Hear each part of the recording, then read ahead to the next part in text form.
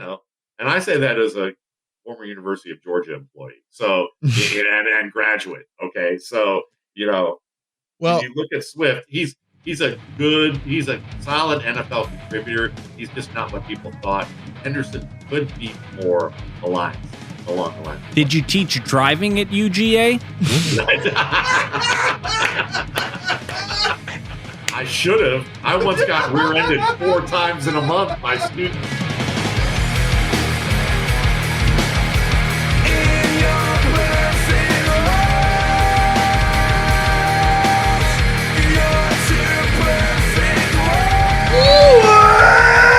Welcome, everybody, to another edition of the Rock Pile Report podcast. I'm your host, Bill, season ticket holder Drew Gear. That's my producer, Chris Kruger. And joining us for another installment of the 2025 NFL Draft Preview Series, Matt Waldman from the Rookie Scouting Portfolio is here to talk running backs. The Duke Silver. You sound more like Duke Silver, my man. You have a baritone that, like I said, when I hear your voice, I heard you on the radio this morning in my truck, and I heard your voice on the radio, and I go, God, I love this guy. I could listen to him talk about anything. You could tell stories. You could be reading old historic. You could literally be reading Moby Dick, and I would listen to that. My wife's been married to me nearly 20 years. I don't think she feels that way anymore. But she does smile when I tell her that that I get repeated notes on X from guys that say, my wife seems to be like, your podcast is the only one that my wife seems to be okay with us listening to when we're in the bedroom.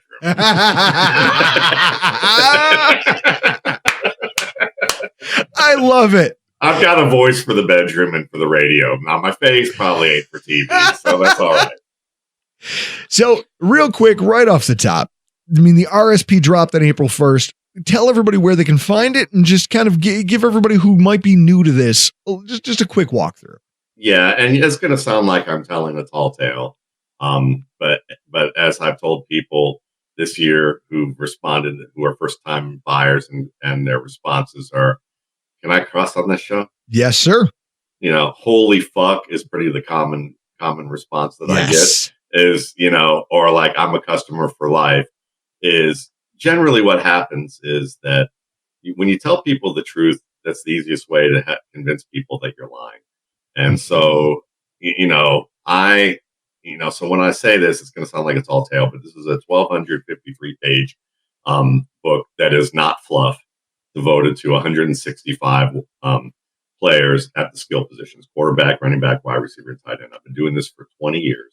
I have a background in operations and quality management. I basically took best practices that I used way back in the day in the early 2000s, and applied it to how do I create a process that's going to help me not only become better at evaluating the game, but help people become more knowledgeable about the game.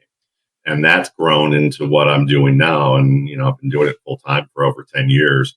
And it's very popular among NFL media, unbelievably popular among fantasy writers and fantasy players. And then it's also popular among NFL people. It is one of the 2 most purchased draft guides. That's an independent draft guide for scouts and NFL types who, visit with college campuses and go to recruit, talk with recruiters. One of my friends, Alex Brown, who's a recruiter at Ole Miss, used to be the head of recruiting at SMU, and before that, Rice, and then with Tom Herman's team in Houston when they were on the come up. Alex says, I meet with these guys every week. I get to ask them or see what they're reading. And he says, in yours and Dane's The Beast are the 2 things. I like to joke on X that if Dane's King Kong, that my book's Godzilla. But, and I don't know who won. I didn't see the fight. I have much respect for King Kong. But it's a draft guide, but it's an unvarnished look at talent. I don't factor in where they might get drafted. I just want to look at how talented they are, and I show all my work. You get these very in-depth scouting reports that give you multiple years of value. And then I do a post-draft along with it that comes out a week after the draft. And if you're a fantasy player, you'll love that at first, probably even more, because it'll do things like when I like Nick Chubb over Saquon Barkley, just by a little bit. And everyone said, you're an idiot, which, by the way, is usually the first step to becoming a lifetime subscriber, is when someone calls me that. Is that, they can look at that, and I won't say, oh, let me double down and say draft Nick Chubb number 1 overall. I mean, that would be stupid, So I use average draft position combined with my rankings to show you where the sweet spots are to get the maximum value for guys that I'd be higher on, like Lad McConkey or Nick Chubb or Lamar Jackson or A.J. Brown when everybody said it was a horrible fit, or Justin Jefferson when everyone said it was a horrible fit, or Sam Laporta when everybody said he's not really a tight end that's going to work out, things like that. So, and, I have my misses for sure, but it's available at mattwaldman.com. It's $21.95. Most people, their first response usually is, holy fuck, I had no idea what I was getting. And their second response is, how do you sell it for that little? And their third response is, you should charge more, and I'm getting this every year. And, I also do work for some people, consulting with some people. And one of them is Will Hewlett, who is the quarterback coach for Brock Purdy, for Caleb Williams, and for Anthony Richardson. And I've provided early scouting reports on guys like that for them before, so that they can, he and his team over at Cortex can work with them. It's hilarious because you won Chris and I both our fantasy leagues by pitching that Nick Chubb thing. And I was like, well, Matt's been talking him up, and it's in the RSP that he's a great value, and he's available in the 9th round of a keeper league. And that's the reason that I went on to dominate back to back. And it was like, oh, there it is, because I got a 9th round pick in a keeper league with Nick Chubb. Of course this went well. Guys, for the amount you're paying for this thing, I see what you all pay for fantasy leagues. It's horseshit if you say like, oh, well, this is a bridge too far. You're out of your mind. There's a reason I win as much as I do. I'd like to think I'm lucky. I'd like to think I have a little savvy. I also have a little cheat code. It's called the RSP. There's my coworkers who might be listening to this podcast. You're all victims of Matt Waldman's work this past year. You're welcome. So with that said, we're here talking about the running back class in 2025. And I think that in somehow, some way, Bills fans will always be tied to the idea of drafting a running back. Always, perpetually. And it's either fans. It's been Bean's MO, because we've had Singletary, Moss, Cook, Ray Davis. We've had 4 picks, and it's like every other year we're getting a running back. But not only that, you think about what we've wanted as fans. The Trevor Etienne, Najee, what is it? Who was it? Travis Etienne. Travis Etienne, and who was the guy? Najee Harris. And I'm like, there was that year where everyone goes, we got to get one of these guys. We only wanted it because we thought that's what the team needed, right? And I feel like maybe we've touched on this together in the past, but I think a lot of the Bills fan base's love affair with running backs stems from just this Rust Belt, snow showered 4 yards in a cloud of dust idea that we've watched football be this for as long as we know anything. So of course we need a good running back. Why wouldn't we? Hey, listen, I was raised in Cleveland, Ohio. Football was instilled in me in Cleveland, Ohio in the 1970s. There you go. Early 70s. My first game was actually against Don Shula's Dolphins with Larry Zonka and Bob Greasy, and the Browns won in overtime in that game. And they had, I grew up hearing about Jim Brown. I grew up watching O.J. Simpson. Every kid at that time, again, this was the 1970s, wanted to be O.J. Simpson. Okay, so I mean, no one's going to say that now. But Buffalo. But I know there's one place where fans can at least go. At the very least, they'll go, I don't want to really talk about him, but what a great player. Sure, and still honor the fact, be able to compartmentalize, because he was Michael Jordan before Michael Jordan in the public eye. Oh yeah, everywhere. And so look, as a Browns fan, I'll just put it to you this way. As a Browns fan, I watched my team go to Baltimore, and that still looks like the team I grew up with, like from the whole mentality. Okay. So I really want to be a Ravens fan, and I'm probably still kind of in the closet as a Ravens fan. Okay, it's just the way it is. I mean, I wanted them to get Lamar Jackson. They got Lamar Jackson. The whole thing. But the only reason I'm still a Browns fan is that after they drafted Baker Mayfield, who I did not want, I was like, okay, good, this is gonna be great. In the second round, they picked Nick Chubb, and I was like, I'm still a Browns fan. Yeah, you're like, every time I think I'm out, they pull me back in. Yeah, but it's like, the ground game is in your blood if you are a Rust Belt, or it's either the Rust Belt or the AFC North. Yeah, so, and the Bills, whether you guys find that as an insult or not, but just take it from a lifetime AFC North fan or old AFC Central fan. The Bills are basically an honorary member of that, even though they're in the East. Okay, so it's it's the same mentality. Yeah, it seems like we've got a couple of things going on in our own running back room as of late. Well, this is the thing. If you had come to me in January and said that, hey, we'd be back in this position to be pining for a running back in the draft, I would have told you were out of your mind. We've got James Cook fresh off his first 1,000-yard season. We just drafted a really interesting running back in Ray Davis, who turned out to be a decent fit for some of the things they want him to do. Ty Johnson showing off as maybe the best third down back in the NFL, or at least the most productive, if you want to look at him that way. Everything looked rosy.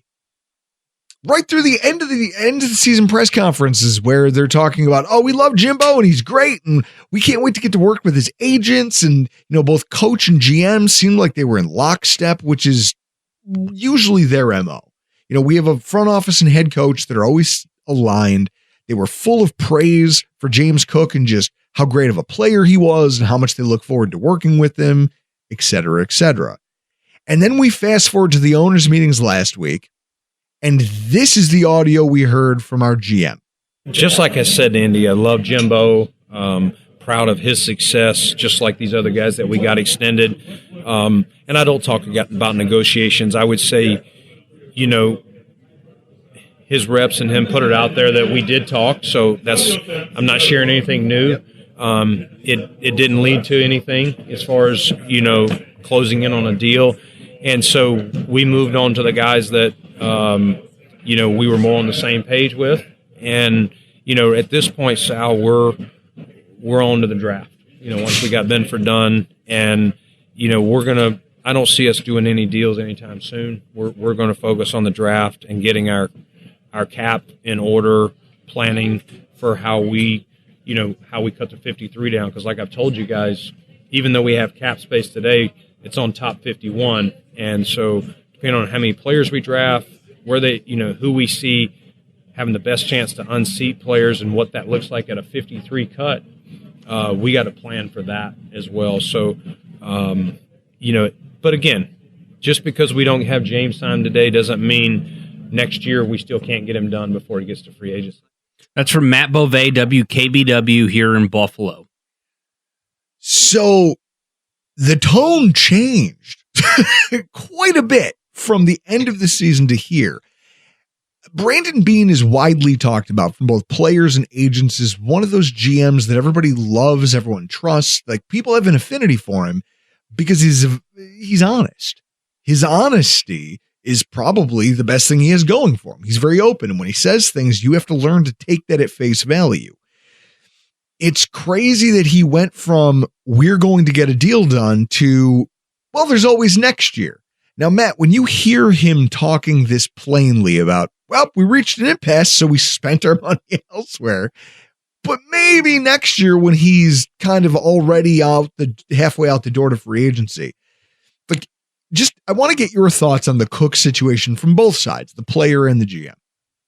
Well, as a player, I thought that he's done a great job, and he was always an underrated collegiate runner, a guy that you could see why he could have some of those Chris Johnson-like skills as a between the tackles runner, in addition to what he can do in space. Now, with Brandon Beane, there's a couple ways to look at this. There's the way that you guys are looking at it, or how you're looking at this, which is like, ooh, it's changed. Things have changed. another way of looking at it too, from what I heard, the first couple times of hearing it is, look, it just didn't work out right away, but we still have time.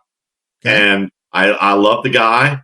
I still think that, he's a terrific player. We have good feelings about him. They put it out here that that this didn't happen. So I think it's a soft way of saying one of two things.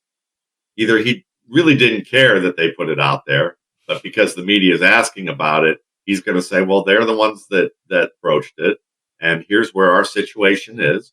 And we're open to signing him. We're open to working this out still. We have no hard feelings about him. We're not worried about him in any way, but we're focused on other stuff right now. So if you're going to keep asking me about this shit for the next 2 months, that's fair. I'm not going to answer anything because I'm busy trying to pick more players. The other end could be, they leaked that because they're hoping that maybe that could create a little bit of a push.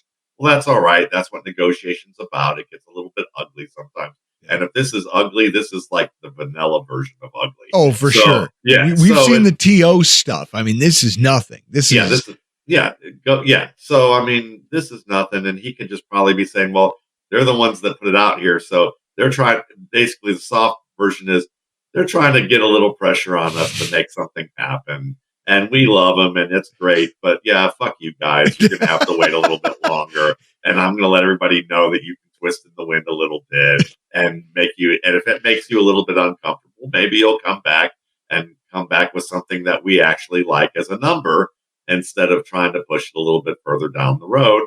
And, there's always, when it's a negotiation that stretches on longer, and this one hasn't even gotten there yet, it always gets to a little ugly before they're like, yeah, it's all just part of the negotiation process. I mean, we're good. As long as we don't get to, since you're a Browns fan, as long as we don't get to Myles Garrett public statement of I don't want to be here anymore. Right. Like, as long as we haven't hit that, like that's critical mass. And even that, they found a way. Hey, money solves a lot of problems. Nobody wants to be there anymore. I mean, nobody wants to be there anymore. Well, hey, obviously, in the words of Cat Williams, you shouldn't have been talking shit. Yep, pretty much. So with that, I guess, we talk a lot about drafting running backs, but I look at the makeup of the room around James Cook. Ty Johnson had a lot of, he got a pay raise this year in a 2-year deal because he was on the field way more on third down than James Cook was. And he took full advantage of those opportunities and made some really highlight reel plays. Yeah. Really underscored what his value is as a third down back in this league. He's shifty, he's fast, but he runs a little physical. He can get north and south. His receiving ability, that Denver playoff game and that catch underscores the body control. The catch that he had against Detroit, where he just settles into a void, catches kind of over hey, I'm available. Let me go to the turf and cradle this thing and keep it off the ground. He showed that he can play receiver as well as running back, but also be physical. And then I think one of the more underrated plays of his entire season came against Baltimore in the divisional round game, where it was like, okay, we've got this thing by a point and we just need a first down to kneel this thing out. What do? We go to Ray Davis on first down, and on second down, we go to Ty Johnson, and he just one cut, slash and go, and he's 11 yards downfield, slides, and we're done. He's cerebral. He's quick. Do you think that the Bills on paper look like a team that need, quote unquote, a running back, especially with all of their other holes that exist on their roster? No, absolutely not. But I would say at the same time, you never know, one, if the contract situation falters. Bang. You never know if there's going to be an injury that takes one of those players out of your bag. Now, we could say all we want about Ty Johnson, and all those things that you mentioned are valid, and he deserves the merit he got. He's also a heck of a special teamer, which is probably what got him into town in the first place. Yep. Nothing says special teams more than this town, and that's a great thing. But they're the only team, when they went to the Senior Bowl, all the years I go to the Senior Bowl and they're coaching the Senior Bowl, they're the only one that spent as much time as they did on special teams practice. And I used to laugh because every reporter would just bitch about it. They would just be like, they'd be like, fucking Bills are running practice again. Like we're gonna have special teams for like 3 times the amount of time that any other team is going to be doing this. And I'm like, they don't give a fuck about you guys. That's not their job. If they're trying to worry about you, are you going to play for them? But that's the other. Onto that point. The point is that it's good that you brought up that they used Ty Johnson in those situations. They used Ray Davis in those situations. It shows that they have confidence in their depth chart. But I would say it's also they had enough confidence in their depth chart that in situations like this, they could go away from what the defense might have thought was going to happen because they say, oh, well, Cook's not in the game. They're not giving the ball to a running back, Yep. But then they could. And then that really messes with the team in terms of what's predictable and what's not. But the problem is that while I think Ty Johnson would perform admirably, if he had to replace James Cook, I think we all know that we'd see a difference. We'd still be happy with the good plays he made, but we might see more bad ones or more things that just don't work out, whereas Cook might be able to make a little bit more happen. So with that in mind, knowing that there are so many good backs, they're probably going to pick up somebody as a UDFA that could have gotten drafted in any other draft. Might have been a 5th, 6th round pick in any other draft and a playable 5th, 6th Do round you pick. believe in the class depth this year? Like to that degree? Yes, I absolutely do. Do I think that this is an all-timer class? I think that sells the sexiness of the draft in a class that maybe not be as sexy as people are making it out to be.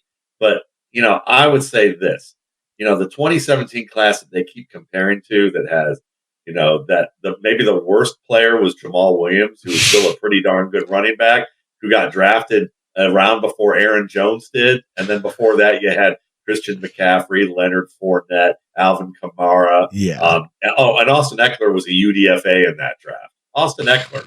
Yeah. So that was a great class. I would say, could this class get there? Very possible. But it's more likely, if we're going to be real about how it's going to play out, is that half the players that everybody's like, yeah, this guy could become a starter. There may be, say there's like instead of 11 players like in 2017, I think it was 11 players who had like really strong seasons at some point. Maybe there's 7 of them, and that's still above average, like well above average. Maybe there's 7 of them, but I would bet if there's 7 of them that do that well, that at least 2 to 3 of them are more like Tim Hightower, where it's like they come off the bench, give you 1,000 yards, and then they get a free agency contract as a reserve somewhere else, and they have to get put into the game because of an injury, and then they take over because the guy's out all year, and they get another 900 to 1,100 yards, and then another guy retires, and now it's like Chester Taylor, Justin Forsett time, where it's like you look at them in the end of the career, and you go, holy cow, this dude had like 3,000 yard seasons, and he was really good when they needed him. But when you go, yeah, but did you want Tim Hightower to be your starter?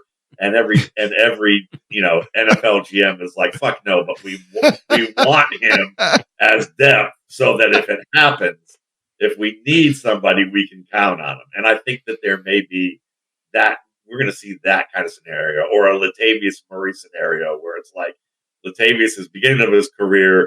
He looked like young Frankenstein before he found Madeline Kahn, and became somewhat normal in terms of his ability to play. And then when you saw him at the end of the career, see him at the end of his career, and suddenly he's like this counted on free agent option, and kind of savvy, because if you ask me, and I have no proof of this, but if you ask me, he basically used his veteran savvy to basically screw over Tyson Williams, the BYU running back, who had a really strong preseason for the Ravens and ran for a touchdown in the opener. And then the second half of the game, he looked like he was scared shitless of losing the ball, and was literally holding on to it for dear life. And like his game just went away, and slowly but surely Latavius Murray got in there. And I asked somebody about that because I like Tyson Williams, and I was like, it's like watching a different back in the second half.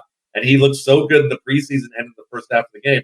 And that's what just that the scout said to me. He said, well, listen, there's a lot of gamesmanship with veterans. They're not always helping the rookies like you always hear. Sometimes those guys on those veteran minimums who want to keep getting paid will say something like, man, great job, Rook, but dude, you got to hold on to the football. Harbaugh will bench you and cut you if no matter how good you were. If I've seen it, you've got to hold on to that ball. Don't worry about whether you don't see what's going on around you. You don't score as much, do as well. Do that. And he said, I've heard veterans do this to rookies and game rookies that way.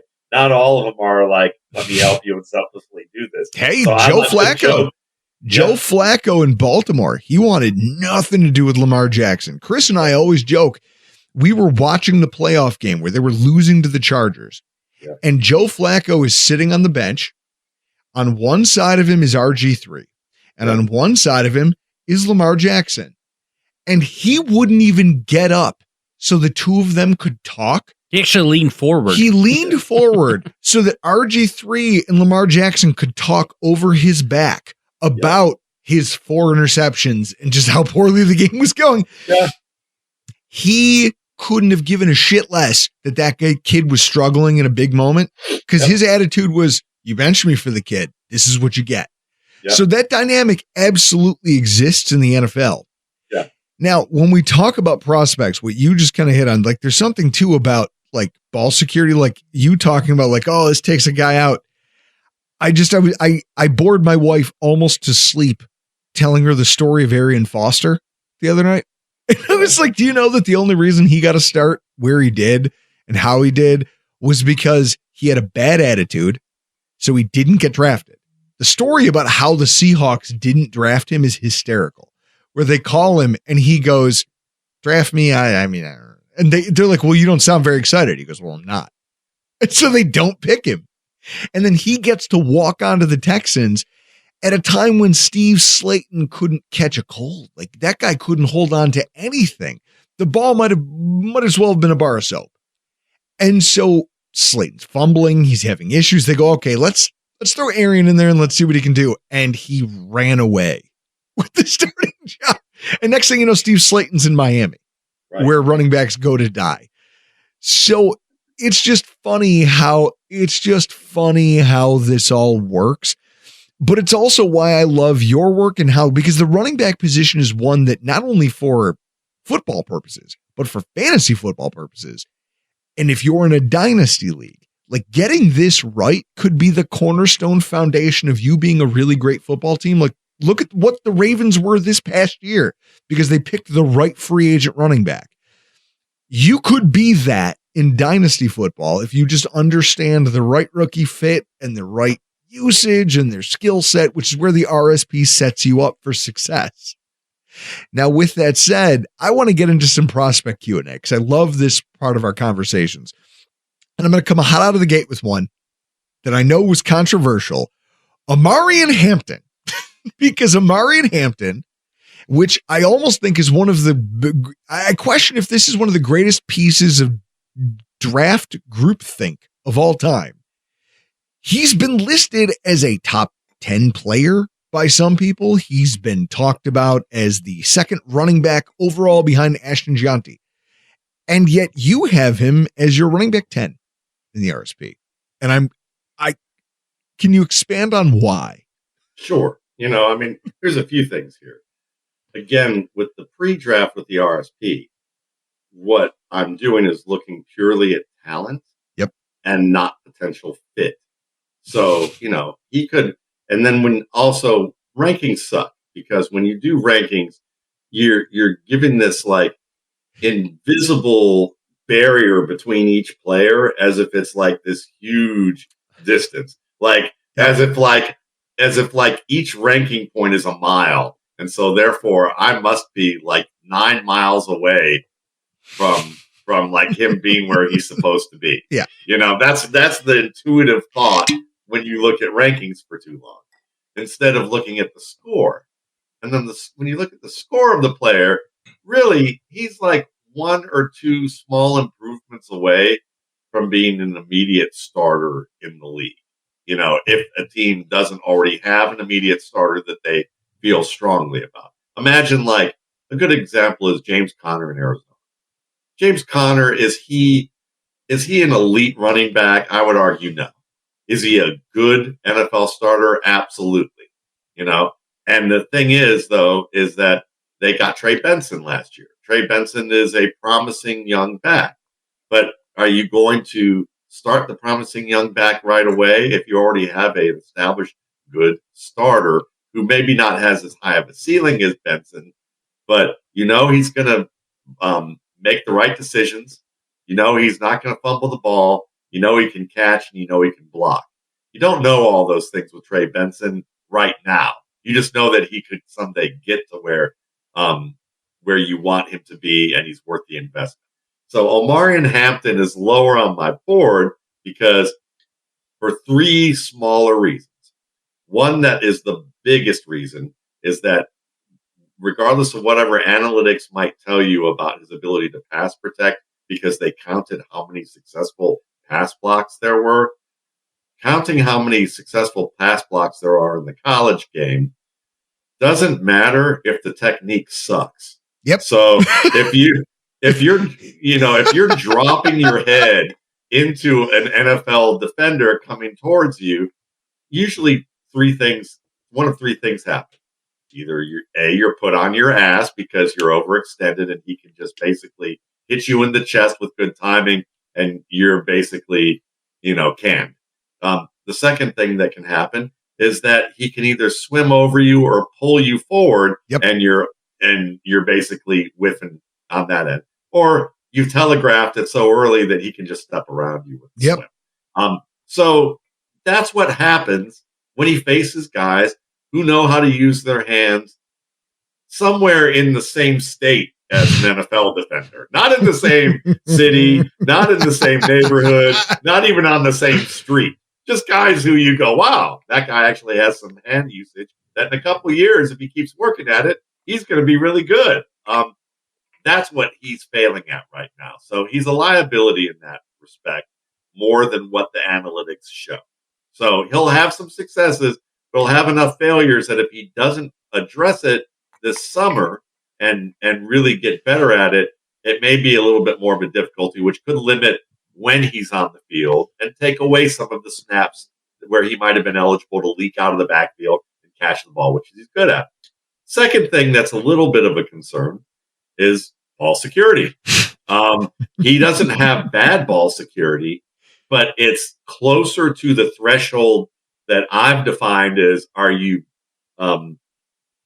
secure enough with the ball to ride the ride that is a contributor on an NFL field? And that number is one fumble per 60 touches. And Omarion Hampton's fumble rate, I believe, is like 1 per 72.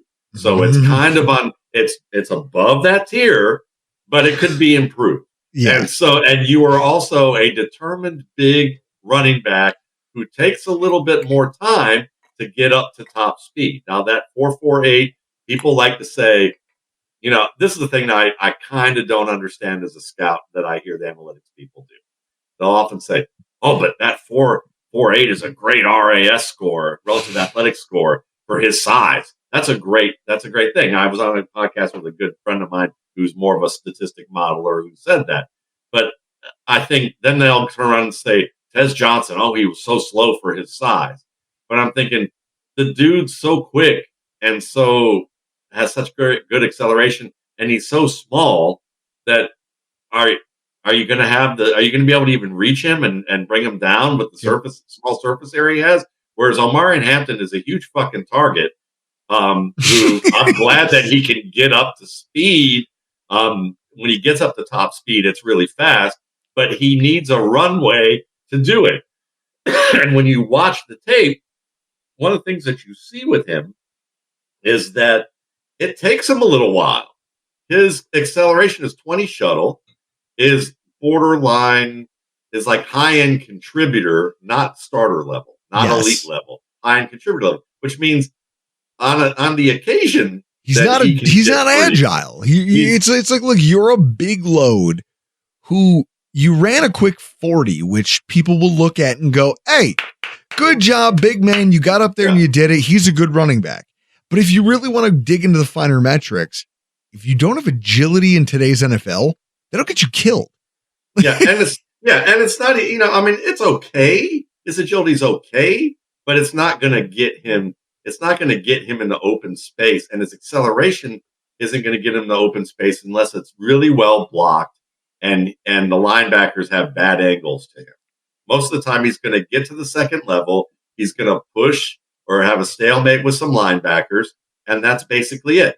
So, those are the three things that need to be tweaked with his game. One of them isn't going to get tweaked, which is the acceleration. The other two things is the pass protection and the ball security. If he fixes those two things and he's top notch, he becomes a craftsman at both those things. He could be one of the top three running backs in terms of talent in this game. But there are a lot of guys you could say if they tweak this one thing or the other, they'd be the top guy. Exactly. It's that tight. And that's so he's also good, but he's not that. That's also the problem with the running back position as a whole. And that brings me to the Ollie Gordon conundrum. So I'm old enough to remember a day when Ollie Gordon used to get talked about out of Oklahoma State as this like transcendent talent. We're not even going back that far. They were like, oh my God, Ollie Gordon is this guy and he should be on the NFL radar and you're going to see him on Sundays and all this commentary you get from the college, commentators when they run out of steam late in the fourth quarter and they're just saying things at this point. I'm old enough to remember the Arian Foster thing that we were just talking about. And that's why I was drilling my wife about this, because Ollie Gordon and Arian Foster to me have one parallel that I seem like I catch. He's one of my favorite draft stories because of hey, he decided to go back to college. He could have declared and probably would have been a second or third round pick when Arian Foster was in the running for it. Now, do you agree with that? Or I don't know, maybe you have your historical numbers on where you thought Arian Foster should be. What I do know is that he was talked about as going higher, but he went back to college because his coach was like, look, we lost some offensive linemen, a quarterback graduated, we need leaders. Can you please come back? And he said, hey, I'm down for the cause, as the kids say. And he stayed. And by staying, he played behind a pretty bad offensive line with what turned out to be a really poor quarterback, and defenses knew to key on him. And so his last season in college went really poorly. And so he went from a guy who should have been drafted somewhere between the second and third round, according to him, second and third round, to someone who was getting calls by the Seahawks saying, hey, in the seventh round, we'll draft you. And he was like, do it, don't do it. I don't give a shit. That was his attitude. Now, when I see Ollie Gordon, I see some of this where Ollie Gordon had a really great 2023 and then 2024, a lot of it dissipated, but it's along the same lines. Quarterback play, poor. Subpar offensive line play. Defense is able to key on him as an offensive threat. I'm never going to say that they're the same player or the same athlete or the same NFL projection. It's just interesting that they ran into some of the same dynamics and had the same deflation of their draft stock. What do you think about him as a prospect with all of that taken into account? Well, I love how you set it up because it starts a good conversation, and it's going to highlight some things that I think are really important for fans to realize about running back play. Okay. Now, I liked Arian Foster coming out. I had him comp to like an aspiring Eddie George type of player. Yep. And I had a contributor grade for him that was not far from where Omarion Hampton is in terms of that tier. It's a good grade. In a lot of drafts, Omarion Hampton would have been still among my top 5 running backs a few years ago. It's just this one happens to have some guys who are a little, there's more guys that are higher up than that. But that said, you look at Foster, I'll add a little bit to your story that I had also heard. While he probably was like, draft me, don't draft me, I don't really care. I also know that Philip Fulmer and the Tennessee Volunteers did not like him. And that they didn't like him because he was much more concerned about his academics than he was about football. Wow. And he was a philosophy major. Not many football players are philosophy majors. Philosophy majors like to question things. Yes. They ask questions not to be a dick. They ask them because they are genuinely curious about life. Yes. And they think that debate or conflict isn't necessarily a bad thing. It's a healthy thing, which if you have a healthy relationship with your friends or your family, then you know that some people who are dysfunctional look horrified when you have those types of debates and conversations, especially in public. My wife and I are one of those people, or one of those couples. And people look horrified, Matt, and then we look at each other and we go, "This is just what we do. We're happy. We're Matt, having a good time." I can tell you right now, my family is definitely that dysfunctional group that just, hey, listen, we're not. It's like it's not okay, but it's okay because we're gonna make it okay. Yeah. He's just a different dude, and that can be fine, So he was a hell of a player. So now the thing is, the difference between Arian Foster and Ollie Gordon. Okay, yeah. Here's the deal. First of all, Arian Foster was a masterful zone runner. Yep. Zone running is like multiple choice, but you set up the blanks to basically get the answer you want. And gap running, like power, toss, counter, trap, more like fill in the blank. And it's just like you have one crease. Very rarely do you cut it back. The line does most of the work to get that hole open. And then you're using your size, speed, agility, and quickness to get the most you can from that. And then when you're in the open field, then you use that creativity. But zone runners use that creativity early to set blockers up. They are the more masterful players behind the line of scrimmage. Arian Foster was a great zone runner who could also run gap if you needed him to, but he's not. But it was more because of his size and contact balance. Ollie Gordon is a gap runner. That's all he is. That's the only thing that he is. And he's got a lot of work to do to become a good zone runner. And even as a gap runner, if the crease isn't quite there or as clean as it needs to be, he starts looking for just the nearest open space, regardless of whether or not the second level defender is in a position to do something about it. Now, you get Ollie Gordon in the open field, and fans see the muscles and the speed and the size, and they look at him at the Senior Bowl, and they see it looks like he should be in like some sort of weightlifting quarterly type of magazine, and he looks shredded, and they're like, how can this guy be bad? And he's more of a modern day Darren McFadden. Get him in a gap scheme, get him in the open field, and he's going to be good. Get him behind even the Dallas Cowboys all-world beating offensive line and have him running zone late in his career. And there's literally plays where he's still got enough room because of the blocking that he literally could stop and turn around and look for and ask for directions to where the open crease was. Like, he was not a zone runner. He needed a compass tied to him, to be able to find stuff like that. Great gap runner, and good receiver, but limited, like Tevin Coleman. Coleman, he played outside zone at India. I remember the first one of the subscriber. I remember somebody calling me an idiot because I said Tevin Coleman wasn't a good outside zone runner, and somebody devoted, I heard, like a half-hour show to talking about how much of an idiot I was for that, because he played outside zone at Indiana. The problem is I'm watching him against Ohio State, and he had a 178-yard, 2-touchdown game, and I think it was 3 runs that got most of that that yardage. And you look and you go, in the NFL, when you project the NFL, this guy's a gap runner. And then Kyle Shanahan got him and tried to force feed him into that offense with Atlanta, and the coaches said, no, that ain't going to work.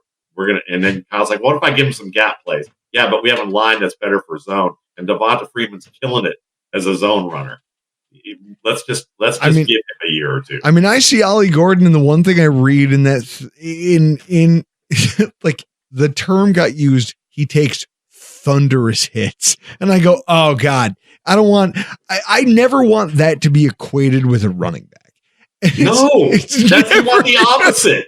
The best running backs are the ones who deliver the contact first. You know why LaShawn McCoy was I was so about great? to say LaShawn McCoy. Jamal Charles was so great. Do you know why Barry Sanders was so great? Yeah. You know why Ashton Jeanty could be terrific? They avoided contact. They not only they avoid it, but they dictate it so they make the first hit so that the defender, upon being hit first, you can then make the second move in the chain and one that dictates the action so that you don't take the huge hit. Meanwhile, Ollie Gordon, it seems like when I hear that, I go, oh shit. So what you're telling me is he's slow enough and not agile enough that guys can line him up from distance and just batter him.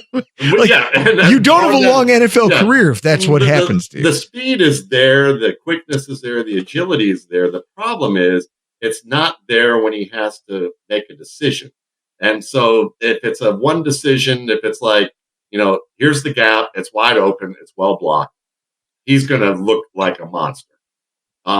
When things go wrong in the NFL like they usually do, and there's one or two guys penetrating into the backfield, or something gets pushed in, the crease gets pushed shut just as you're about to enter it, do you have the skills to create, or does your footwork short circuit because you don't know what to do? And his footwork short circuits and he gets tentative. Now here's a player that I'm an Ohio State hater. I know that you're an Ohio guy. It's dumb, but my best friend, I'm the college roommate. I was the best man at his wedding. I am now the godfather of his daughter. My best friend was a Michigan fan. I didn't give a shit about college football before I got to college. And so when he said, hey, I'm going to sit here and I'm going to hate watch this Michigan-Ohio State game, and he told me about the years that they'd been getting piled on for, figure this is 2003, 2004. I was like, okay, fine. Fuck Ohio State. And I've never left that. I've hated them ever since. So with that in mind, I don't watch a ton of their games outside of the marquee ones. This year it was Oregon against Michigan, the playoff games. And when I do, I understand that everyone talks about TreVeyon Henderson like he's this very good running back. He gets a lot of love, and rightfully so. But Quinshon Judkins was the guy that every one of these games I was watching was the guy who jumped off the tape to me as I'm watching it with my own two eyes. What do you perceive his NFL ceiling to be? Because I feel like he is maybe overlooked because he is TreVeyon Henderson's secondary. Sure. I think his realistic ceiling is a slightly better Chris Carson. Okay. Which was a very good running back before the neck injury. Yes. Someone who can run outside. He can pound it between the tackles. He can finish games for you. You can ride this dude and let him be like the 20 touch player every week. And he gets stronger as the game goes along. He's a smart decision maker. I know that there'll be some analytics that say, well, he had light boxes and he got stuffed at Mississippi a little bit too often. Then he went to Ohio State and his success rate wasn't great, but the success rate was like their average was 4.3 yards per carry. And I'm like, I know that people will say that's not good enough in college, but if you look at what he actually does, he's a good decision maker. He has strong contact balance. He has stamina. He has more speed and quickness than people thought, even though it shows up on the field in some big moments that he has enough. He's to me, he's kind of a less dynamic Jonathan Taylor. And so that's pretty darn good too. From that standpoint, but teams and draft nicks and fantasy players, they all want the home run hitter. And so TreVeyon Henderson, when you look at him as a home run hitter, certainly that's there. And if you give him a well-blocked play, he will hit it, and he's a good receiver on top of that, and you know that he can provide those big plays. if the play is a gap play, it can be a tight crease gap play. And unlike Ollie Gordon, he'll actually hit the crease as designed and not get flummoxed by the fact that it's a tight crease. He can be the give me 18 inches of daylight, and I'll hit that crease the way I'm supposed to, get into the open field, and turn on the jets. And that's terrific. It's when he has to run zone, when things get a little bit iffier, his footwork starts to short circuit somewhat, and he's not as good in that sphere. But more and more teams are running gap. More and more teams are using 2 to 3 backs and getting guys into open space. So Trevion Henderson is going to be very good. He could very likely be what everything that people hoped DeAndre Swift would be, but faster and not as confused about certain creases unless you put him in Philadelphia's all-world offensive line with a quarterback that occupies 2 to 3 defenders on zone reads, so that you're really only facing 3-man boxes or 4-man boxes, and those guys are all away from where you're running. And suddenly everybody's like, DeAndre Swift, that's great, and it is when Jalen Hurts is occupying 3 or 4 defenders out of that box. Yeah. But in space, Swift is good. But and I say that as a former University of Georgia employee. So and graduate. Okay. So, when you look at Swift, he's a solid NFL contributor. He's just not what people thought. Henderson could be more along the lines of what they thought. Did you teach driving at UGA?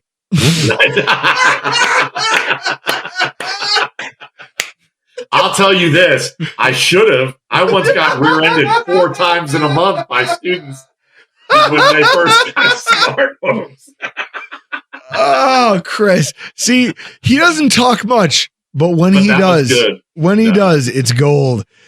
So I did have a motorcycle cop once nearly wipe out trying to give me a ticket for the wrong reasons. And when he showed up there and was like, you know why I pulled you over? As he nearly got T-boned by a delivery truck trying to pull as I went through a yellow light, across from the business school where I work. And he's literally, and I go, you all right? And he stopped and he goes, what? I'm like, you all right? You all right? He's like, yeah. I was like, man, I saw that maneuver you had to pull, as you were driving on the opposite side of the road after you swerved away from that truck. I just wanted to make sure you're okay. I mean, that was a hell of a move that you put on that dude. I love the psyop you pulled on a cop where you're like, I didn't get ticketed. No, exactly. Because you're like, hey, you're the one actually driving crazy, not me. Yeah, so whatever you saw back there, that's nothing compared to what the hell just happened to you. But all expressed out of concern. I just was like, you give me a ticket all you want. I just want to make sure you're all right. You nearly skidded across the ground. You nearly laid that sucker down. Sticking with Georgia for a minute. This is the last thing I'll ask you before we wrap this thing up, because it's an interesting candidate, because it might maybe be James Cook 2.0. I don't know. Trevor Etienne, running back out of Georgia. And I don't know that he has James Cook's chops, but what I do know is that he's only 20 years old, so he's a relatively fresh body. He's only had 371 collegiate carries. He averages 6.1 yards per carry for the Florida Gators in 2023. Goes on to play, set career high in touchdowns in just 122 carries, I think it was. And then you go down and you look at what his strengths are. Vision, lateral agility, lets him create a zone blocking scheme. Small frame, so he's not going to break a lot of tackles. He's not going to be the guy who generates a lot of... Chris, we talk about this with James Cook. At first blow, he goes down, and then you look at Khalil Shakir, and he never goes down. And you go, they're the same size. They're on the same team. Why is it that one player can shed contact so easily and this guy can't? But also, Etienne's pass protection flaws probably keep him off the field on third down. And so, but you're a Buffalo Bills team that has a Ty Johnson that may not need him for that.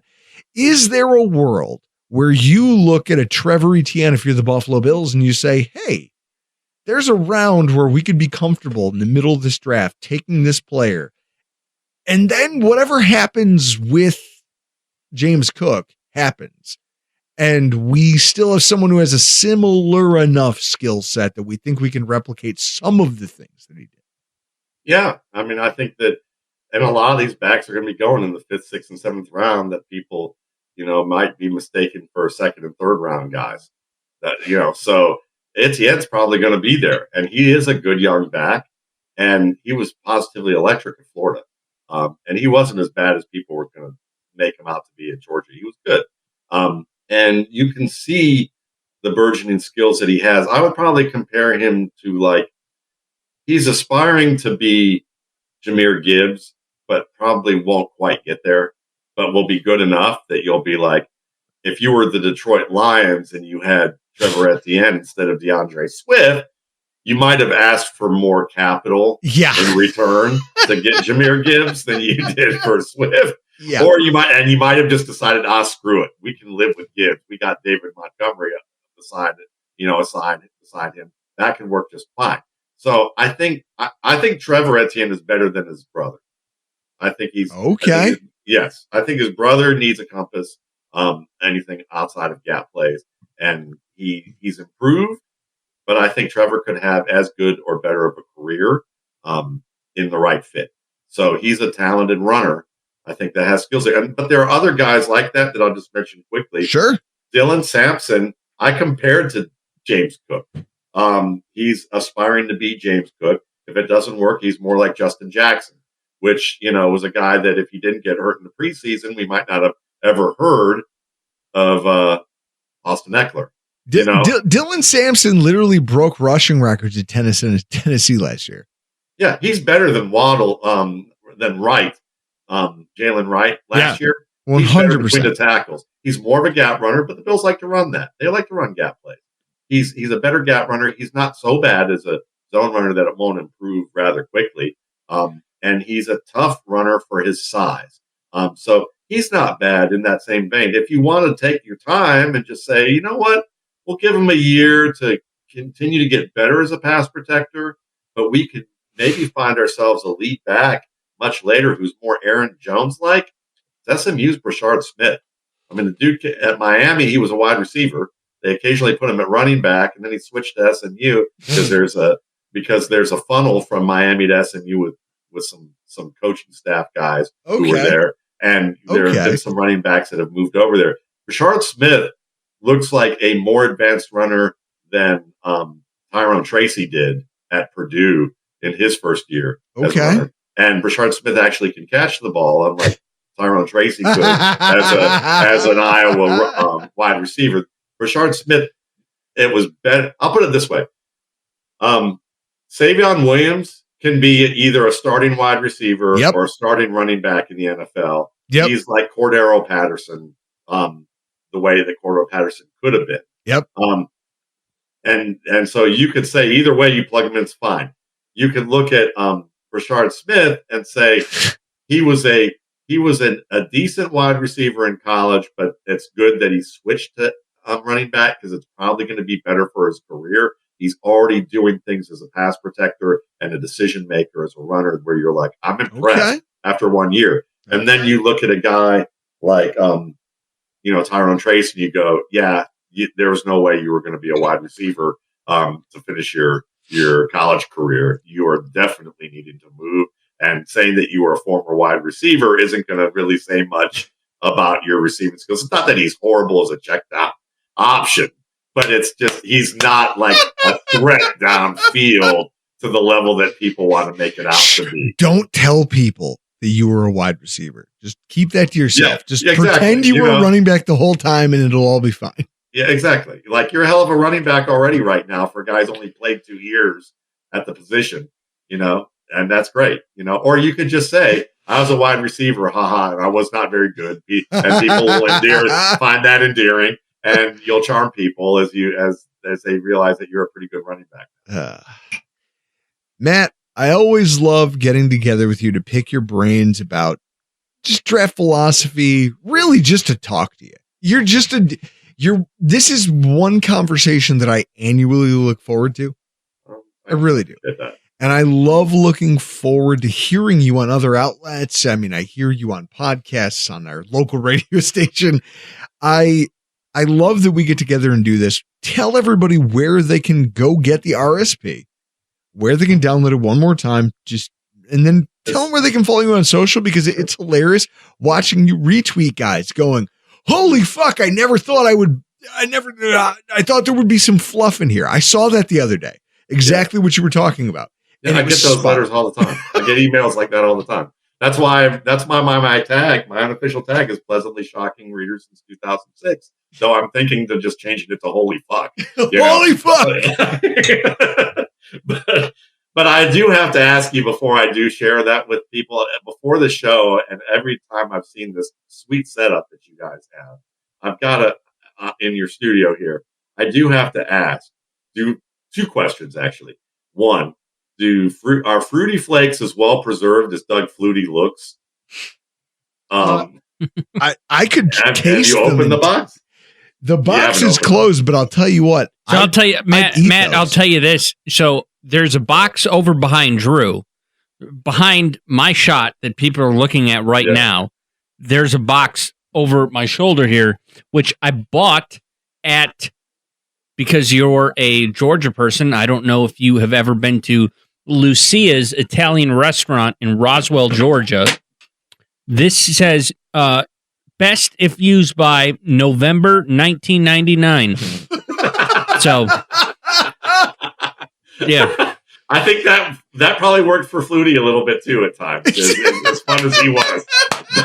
But I have to ask, my second question with that is then, I was going to say, if you've had Flutie Flakes, if I can say that 3 times, I can't say it once, what liquor would it go best with as a substitute for the milk? That's what my guess would be. Well, what I do love is he literally told me to pick this John J. Bowman, where he's like, this is basically supposed to be Blanton's. Okay. So you're thinking that'd be it, huh? Okay. If you were going to put a liquor in there, it would have to be that, because I'm not going to lie, I drank that. It was incredibly smooth. I kept looking at him going, what is this? What am I drinking? I've never seen it before, but this is incredible. It's allegedly Blanton's, sent to Virginia, distilled in Virginia one more time, bottled at 100 proof. Blanton's, it's bottled at 92 proof, so you get more of a proof point, more flavor on it. Justin Uhlberg, friend of the show, when he was at your house for that playoff game, I brought a flight of all of these different bourbons I brought some of my John J. Bowman single barrel, and that was probably Justin's favorite out of what I offered him. Now, see, that's awesome. See, for me, I would just look at Flutie Flakes and I would say, I'm eating that with Bailey's Irish Cream. That's basically how that's going to work. That's either that or a mudslide, a little Kahlua, a little vodka, a little Bailey's Irish Cream, and I've got me a breakfast cereal that would fit. That would give you enough sugar high right there, and then you pass out halfway into class or wherever you are. Oh, once the crash happens. Matt, we love you. I love that you join us for this every year. Thank you so much, man. And my pleasure. And I'll tell people where I'm at, and get you guys out of here. MattWaldman.com is where you can find the rookie scouting portfolio.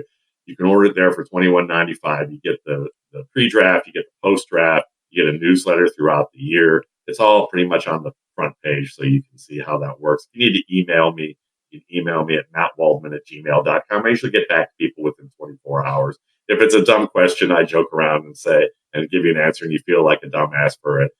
I joke around that you just owe me a beer and a meal. It's okay. And then I'll fuck up somewhere down the line with a newsletter or something and let them know that now, I think I've used up my equity, so we're going to have to start over on the beers and meals. You can find me at YouTube, Matt Waldman, RSP Film Room, on X and on Blue Sky at Matt Waldman. And of course, if you're a fantasy football guy and you like fantasy football content, I'm at footballguys.com. I'm a senior staff writer there. Been there since 2009.